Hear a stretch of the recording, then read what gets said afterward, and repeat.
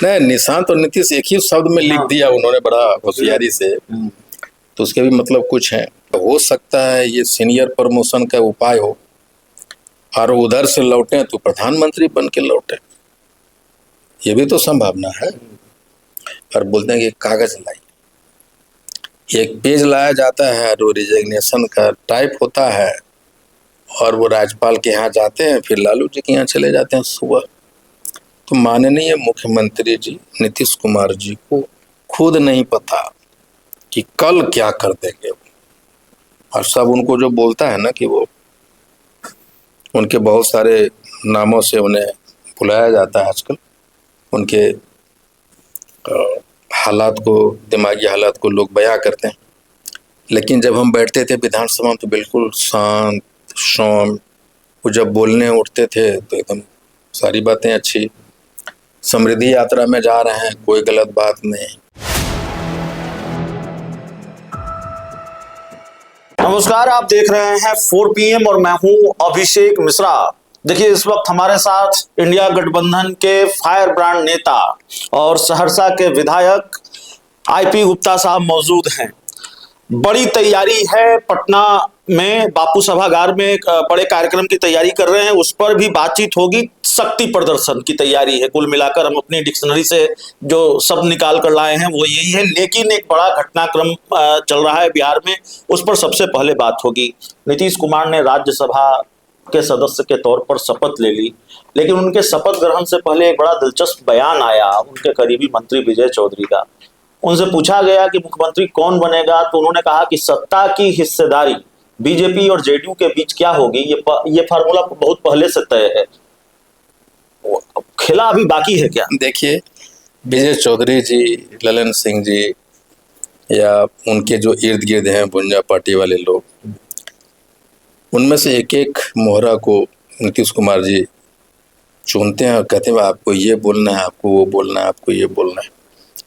तो पहले कार्यकर्ता ने शुरू किया, फिर प्रवक्ता ने शुरू किया, फिर उनके जो मुख्य प्रवक्ता है नीरज कुमार जी, जिनको मैं बड़ा पसंद करता हूँ, वो निशांत और नीतीश है ना, एक ही अक्षर में तैयार नहीं, निशांत और नीतीश एक ही शब्द में लिख दिया उन्होंने बड़ा होशियारी से, तो उसके भी मतलब कुछ है। कभी अशोक चौधरी जी, कभी बड़े बड़े नेता बोल रहे हैं, मायने तो बहुत।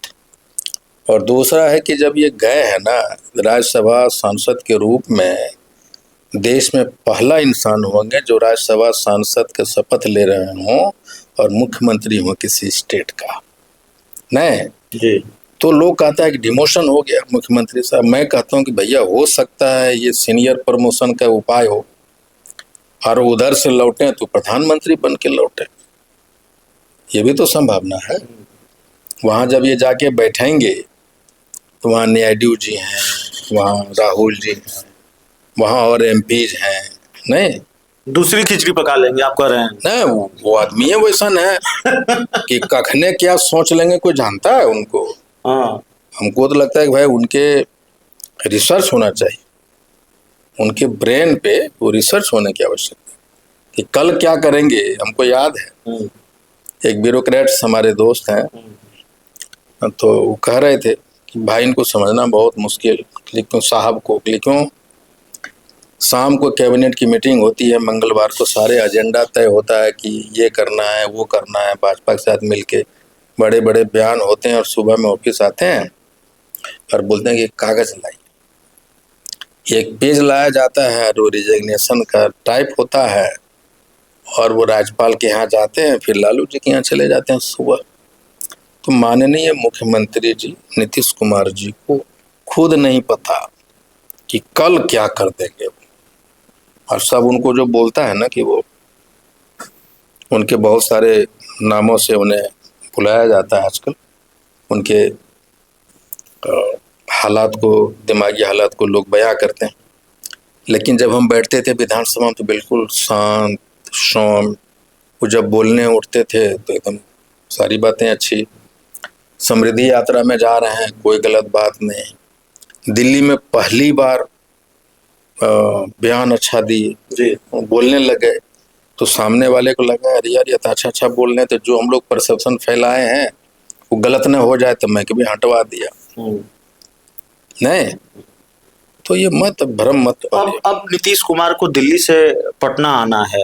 अगले 3-4 दिनों में कहा जा रहा है कि उनका इस्तीफा होगा, नई सरकार का गठन होगा।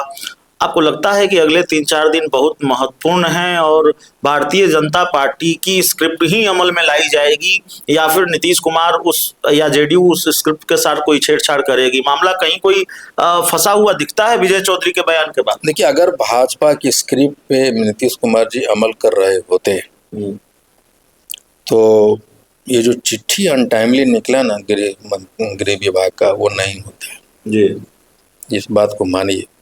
और अगर उनका स्क्रिप्ट होता तो ये सभाओं में माननीय सम्राट चौधरी का नाम आगे नहीं करते। एक दिलचस्प घटनाक्रम और हुआ है विजय चौधरी के बयान के अलावा। राज्यसभा सांसद जेडीयू के हैं हरिवंश, उनको उपसभापति बनाया गया राज्यसभा का। तो जेडीयू की तरफ से ये बयान आता है कि मालूम नहीं है हमें। देखिए, यही तो बात है ना, कैसे मालूम नहीं जब बना दिया गया?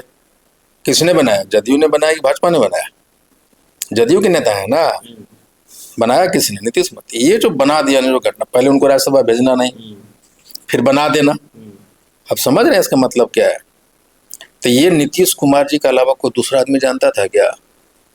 किसी को पता था? मैं उस पटना जब आए थे, ओम बिरला साहब तो ये भी आए थे, और जब उनका भाषण हुआ था हरिवंश जी का, तो उनकी छटपटाहट में देख रहा था भाषण में। पहली बार इतना दिनों के बाद नीतीश कुमार की बड़ाई कर रहे थे। इतना दिन तक वहाँ उपसभापति बन के ना भाजपा वाला एजेंडा चला रहे थे। पहली बार उनको लगा कि यार मैं नहीं बन सकता, और ये संदेश भी गया।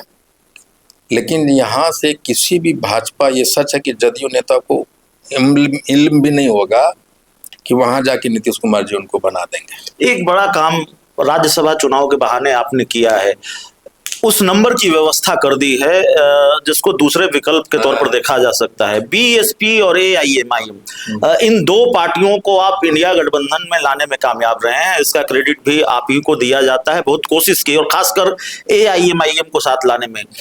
जनता दल यूनाइटेड और इंडिया गठबंधन के कुल विधायकों की संख्या, उसमें एआईएमआईएम और बीएसपी को भी जोड़ लें तो यह संख्या 125-26 की हो जाती है। क्या इस तरफ कहीं कोई गुंजाइश लगती है आपको? देखिए, मैं तो हमेशा इस बात को कहा हूँ कि नीतीश कुमार जी अपने जीवन के ये कसमकस से गुजरे हैं, पॉलिटिकल कसमकस से। उनको ये लगेगा, जैसा कि उनके मन में ये है कि आरजेडी वो महागठबंधन को छोटा करके जदयू को उन्होंने कमज़ोर कर दिया, खुद कमज़ोर हो गए। उसी तरह उनको ये भी लग रहा है कि उन्होंने भाजपाइयों को पैर पसारने की ज़मीन दे दी। तीसरा, सुरक्षित हाथों में बिहार सौंप जाए, चूँकि उनके चेहरे पे मांगा।